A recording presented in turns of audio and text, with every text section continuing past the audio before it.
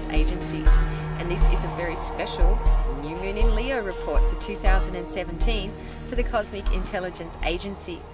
Now, I must tell you straight up that this is the first of the very special New Moon in Leo reports for 2017, because this year we're having 2 new moons in Leo. Yes, there's 13 moons to a year and there's 12 months to a year, so we have to have an extra somewhere along the way. And what's really exciting is that the next new moon in Leo is actually a total solar eclipse, and that's happening right across the continent of the USA. So, and it's crossing Donald Trump's ascendant as well. So very, very interesting, this time we're about to enter, this uber duper Leo time with 2 new moons in Leo. And this is the first one coming up on the 23rd of July, and it's the 23rd of July across most of the world, this new moon. And it's happening at 0 degrees, close to 1 degree of Leo. And that's exciting for me because that's where my ascendant is, at 0 degrees of Leo. And like I say, for all of you at all these lunar reports, check out where the new moon lands in your chart, because that will be telling you where there's some new energy breaking through. And I say breaking very deliberately because this new moon has a square from Uranus in Aries coming to it, and I'm going to talk quite a bit about that in this talk. So yeah, let's do the aspects as quick as possible. The Sun and Moon conjunct in Leo, near 1 degree of Leo. They are also conjunct Mars in Leo, and that's near 2 degrees of Leo. So this is like, Mars is just like adding so much fuel and energy and direction and action and power and vitality, and even bringing this warring vitality to this new moon. We're talking super firepower here, charge. And then the Sun, the Moon and Mars in Leo are being squared by Uranus in Aries. And this is really interesting because normally squares, you know, they're considered very difficult aspects, they're challenging, they're full of tension, particularly psychological tension, and they compel us to take action, and quite often the actions can be like very fraught as well. So we're called to really master these squares and have a go and keep trying, trial and error style. They've got a real feel like Saturn to them, you know, so that eventually they can become an ace up our sleeve kind of thing, after all doing all the hard yards with learning through the squares. So we've got this square, and normally squares are very difficult because the planets that are involved in the square are in elements that just do not work very well together. They don't fuse. But what we have here, because Uranus in Aries is right at the end of the tropical sign of Aries, near 28 degrees of Aries, and the new moon, Sun and Moon, are at near 1 degree, they're forming the square, but they're in the same element. It's all fire, fire, fire. So that makes this square just a little bit more, I guess, activated, empowered, not so frictionless. I don't know what that word is. Not full of so much friction. Actually, where this square could be a problem is that there's actually no friction. Like, it's actually like Uranus in Aries is this really strong impulse for the individual to completely express themselves in ways that are just unforeseen, you know, unpredictable, like, and so spontaneous and so radical. They just come through from goodness knows where. This is like a lightning bolt just suddenly striking out of nowhere. And it's Aries. Aries is ruled by Mars, so it's the kind of lightning bolt that can strike and create action, that leads to conflict, that leads to strife. You know, Eris is in the zone as well. Conflict, strife-ridden action is on the cards, no matter which way you look at it. So and then that's the square to Mars in Leo. So it's like there is nothing stopping this like energy from manifesting at all. So instead of it being like a difficult tense ridden square, it's probably a square that's just going to go right off and cause chaos and cause conflict and cause strife, you know. And it's like, so it's all going to be up to us about how we are in that. Can we handle that? Can we see ourselves in that, be with ourselves in that, and follow that, you know? And there's something really wise about following the impulse, or following the process at this new moon. So the sun and moon in Leo is about self-expression, an expression that comes from the heart. It's the truth in the heart, and following that boldly, proudly, you know, and to express it with love, with passion, with commitment, with determination, just full fire, so much love, real masculine version of the heart. And it's to lead, and the way the Leo leads is by being at the center of the action, being like this force that just attracts into it everything that it needs. And then Mars is there, so this is just really charging up this fire. And with Uranus in Aries making the square, this is so much about the individual, so much about the individual in their sovereignty, you know. They are their rulers of themselves, in their power, in their light, aligned with the greatest source of all being, the creative energy of all life, aligned with the sun, and expressing what is there from the heart, you know. So there's nothing getting in the way here. We are likely to feel a really strong impulse, spontaneous impulse, to just express what's there, to take control, to become leaders of our own world, which would be fantastic. It could also be really great breakthroughs in terms of our creativity. We might have been sitting on something for a while. What I've been talking about in the previous videos, what's been building up for a lot of us, is we're starting to have breakthroughs in terms of our worldview.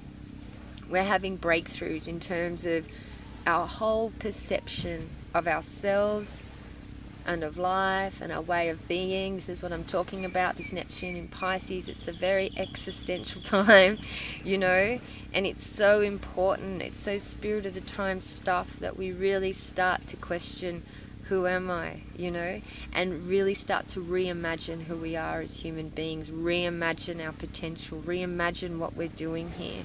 Because the way that we've been doing things, the way that we've been taking for granted the education we've received from our family, from our culture, from our friends, from the media, from whatever. We are being educated non-stop all day, whether we like it or not. We're driving down the road. We think we're just driving from A to B, but there's so many billboards going past us with so many subliminal messages just telling us about what's the norm, or what our desires need to be, or what our life purpose is, or, you know, it's just like, it's never ending. And if you subject yourself to the media, especially the television or even the radio, or watching like stuff on internet or whatever, you're just constantly subjecting yourself to so many subliminal messages about who you should be and how you should behave and what you should be doing and what you should be aspiring to. So I've been encouraging you for weeks and weeks and weeks, maybe months and months and months, to really, really question everything about yourself and everything about your culture, and to keep a really open mind about the truth of who you are. What I would thoroughly encourage all of you through this time of Saturn retrograding all the way through to late August is that you be in a process of unlearning, which is this learning about breaking down all the learning that you've learnt, you know. And it's like, so this is such an important phase to be doing this, and possibly new things are starting to emerge. We're starting to glean a way of seeing things that is completely different, ways we've viewed the world we've never done before, way we've used ourselves. So this could be coming through again at this new moon, where we start to have like spontaneous manifestations of this new person that we're becoming, or this new worldview that we are starting to glean. You know, I'm feeling that, like, you know, we went through this whole phase this year with Venus retrograde in Aries, and the big question, the big leading question of that whole phase was, what about me? you know? What about me? What about my needs? What about my wants, you know? And then what is it that I truly want? We were asking questions like this. We were going through our history of where these questions had become frustrated, you know, and like our experiences of this and the blockages we have around answering these certain questions and all of this sort of stuff. Then hopefully a lot of us got to the point where we were able to really just transcend the whole need thing anyway, you know, and get beyond needs or neediness and realize that we have everything that we need and we are so totally 100% well resourced just by being. And being a spirit, a light being, being one with all being, we have everything we need. We barely need anything from the outside, honestly, to live the most beautiful, amazing life. But also what can come through at this point, where just as we've transcended all this stuff, is very naturally needs can start to spontaneously arise. We might hear ourselves going, oh, I need that, or I want that, or, you know, desires start coming through that no longer are contaminated by old karmic conditions that have kind of like a spirit in them that's possessing us to want things beyond what would seem like reasonable wanting, you know, like over wanting, getting really, really needy and really, really grabby around things, becoming attached, becoming addicted, you know, this overdrive around things. We all know, like, when we're starting to grasp at things a little bit too much, or want them too much, or love a bit too desperately, you know, things like that. So hopefully we've been on a process this year of really cleansing and purifying and refining all that instinct in us for our needs, you know. And I spoke back many months ago about the baby and just how pure the baby is at asking for what it wants, and it knows exactly what it needs and just goes for it in the moment. So hopefully at this period things are starting to arise spontaneously that feel really fresh and really new and, yeah, thoroughly cleansed, so we can go with that fire, that divine spark to do, to want, to be, you know, things like that, really fiery at this new moon in Leo. On the tricky end of it, of course, because it is a square and it's Uranus in Aries, like I mentioned before, coming up through, especially squaring to Mars, is this can invite conflict, and probably will, you know, and destabilizing environments and throwing out of the old order and creating a lot of like chaos and confusion and all sorts of warranting all sorts of reactions, whether they're ours or we're feeling reactions in the field from others, from our actions or our words. So also we're going to have to be quite cognizant at this time to realize that not everyone's in a position to be able to deal with all this spontaneous action going on, including ourselves. We might be getting triggered and having some strange reactions around everybody else's stuff as well, because this is hitting everyone. So sparks are flying all over this place at this new moon. It can be exciting, invigorating, creative, but it can also be shocking and startling and lead to all sorts of, you know, trigger points for people. So all of that going off at once, fireflies everywhere. So again, with everything, it's just a perfect time to practice presence. Be present with yourself, watch yourself, observe yourself in your own spontaneity. You know, be in a space of appreciation of that as you would be with others. Don't take others personally as well. Don't you take yourself so personally. Just observe it all, be with it all, realize it's the divine spark. It is the divine moving through us, creating change, necessary change, and opening us up and shifting us, you know. I've talked a lot about coming into our inner truth, you know, and inner truth isn't like this solid, condensed, constellated, crystallized thing. It's just like being in the moment, you know, and being open in the moment and allowing the truth to move through us, whatever that might be, you know. So it's like each and every second is like, I don't know, it's completely unpredictable. I feel like I am completely unpredictable in each and every moment. My self-expression is I don't know what, you know. I have this thing called a personality, but what is that really? I don't know. I have indicators of what it's been in the past, but I wouldn't honestly know what it's going to be in the next 2 seconds or the next 5 seconds. or the next 1 week or something like that.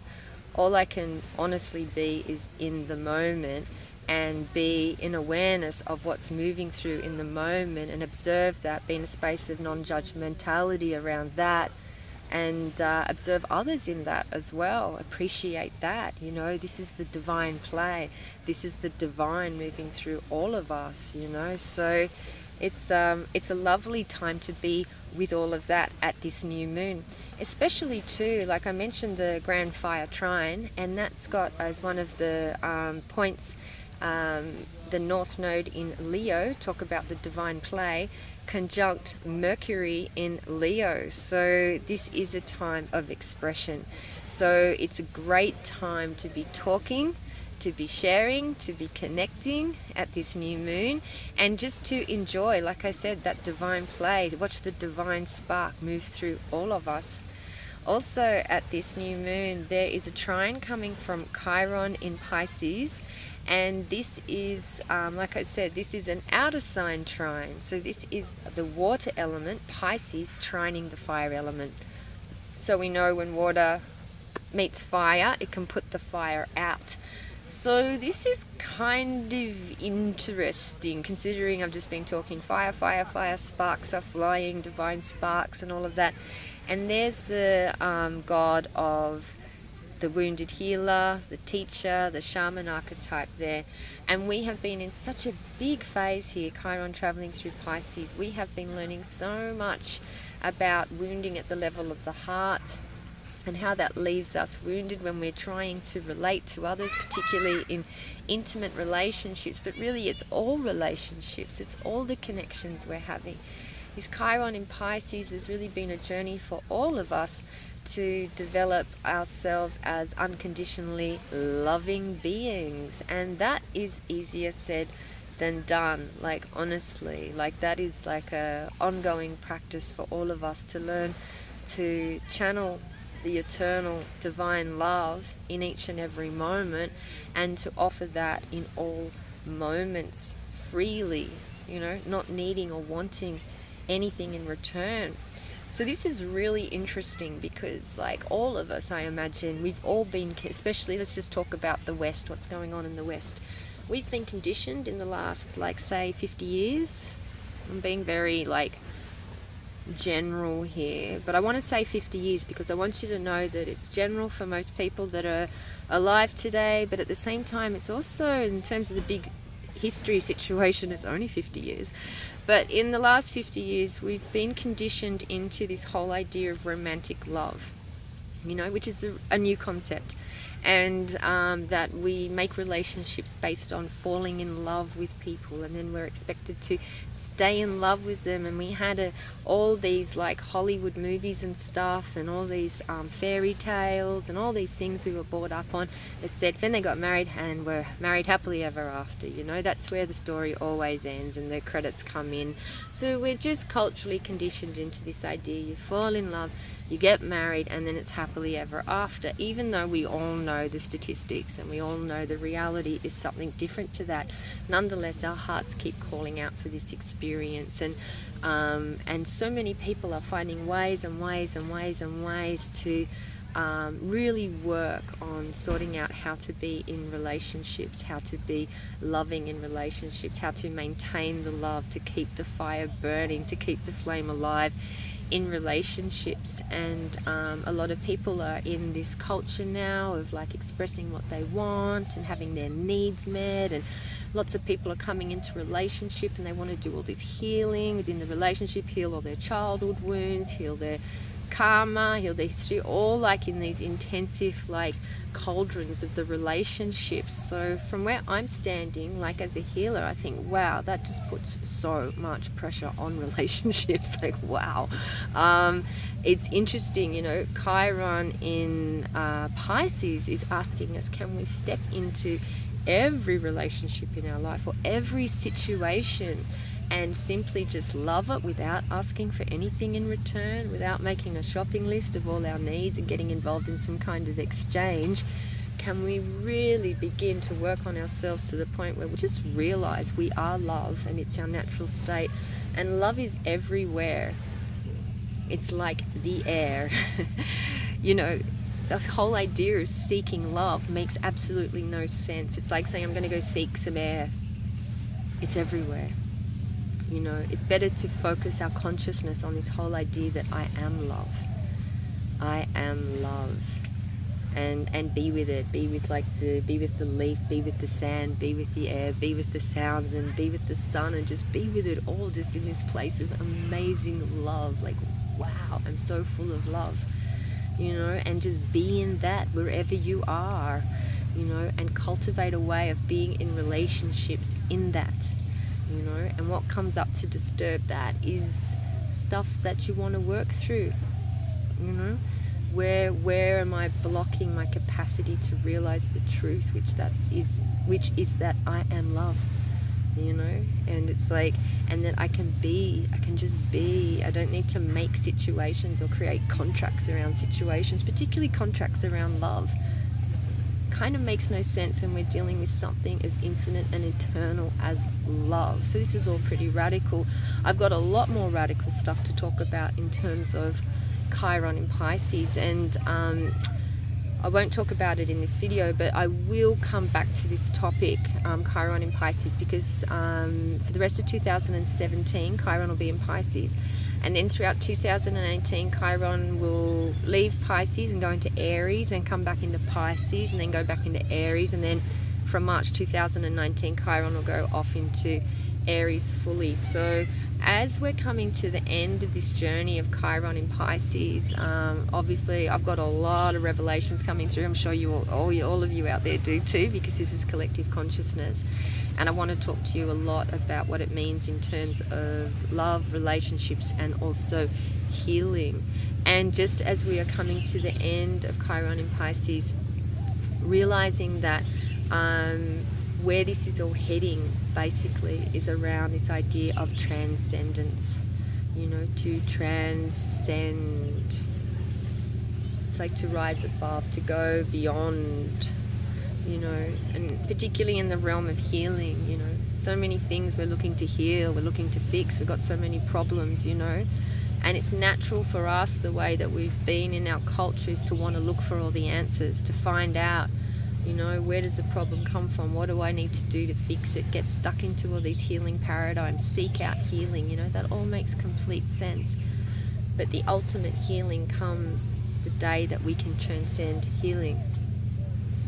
So this is Pisces logic again. It's always going to be sounding paradoxical. The ultimate healing will come the day that we can transcend healing. And that is within our reach.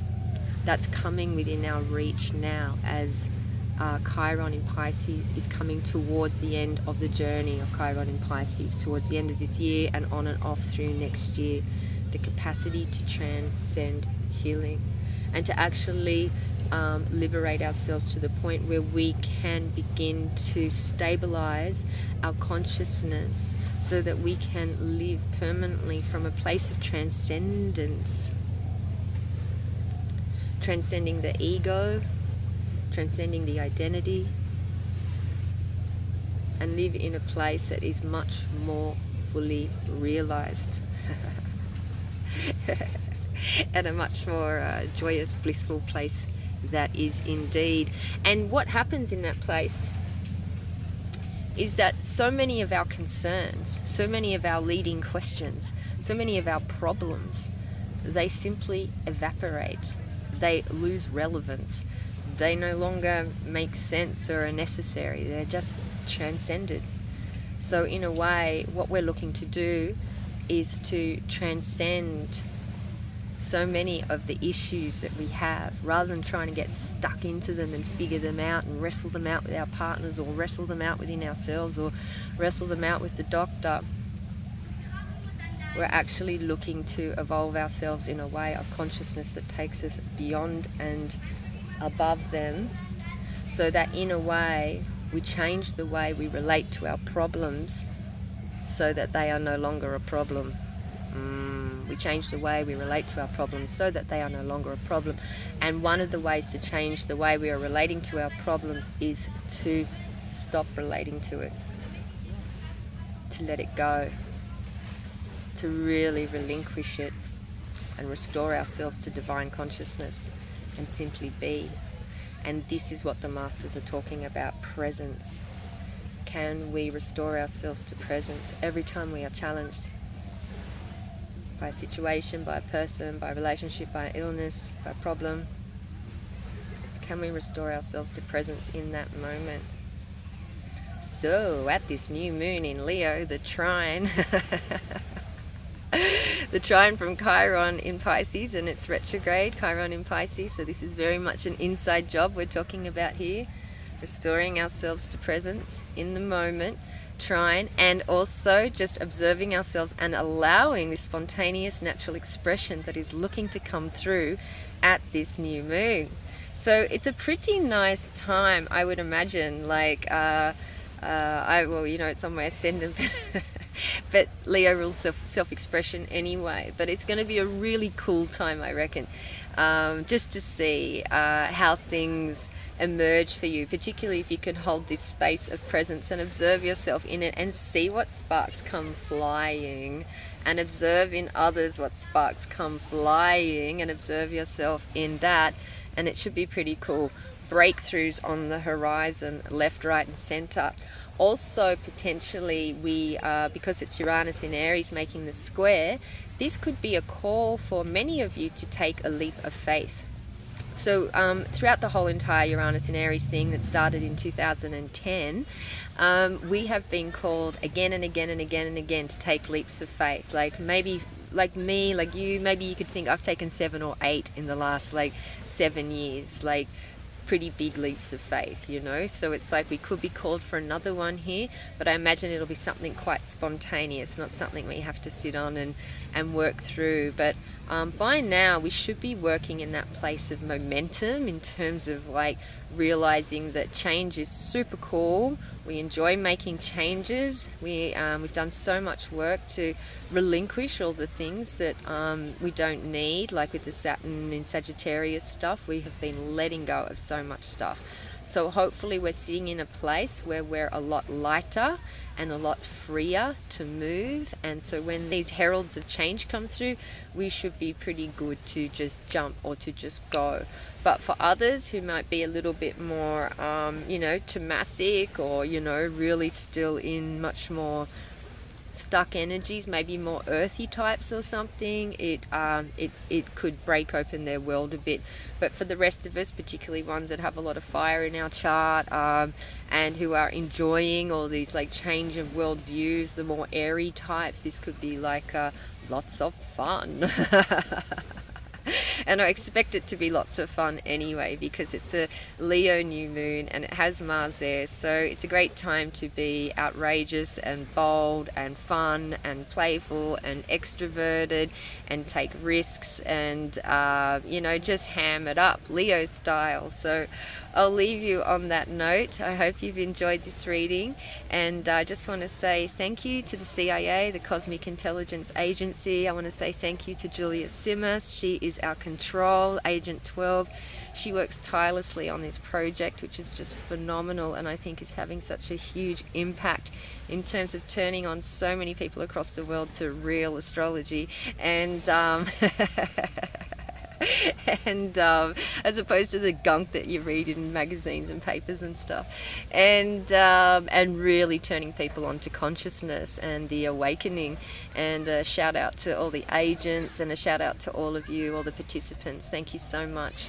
Also, if you're interested in an astrology reading with me, you're welcome to contact me here on Facebook at Kiralee Cosmic Space Priestess. Also, if you don't have Facebook, you can contact me via email at kiralee@healingwithimagination.com.au. So if you want to catch me for the full moon in Aquarius, jump over to my YouTube channel, Kiralee Cosmic Space Priestess. Other than that, I'll see you next month at the Cosmic Intelligence Agency with the total solar eclipse new moon in Leo part 2. Woohoo! Ciao for now.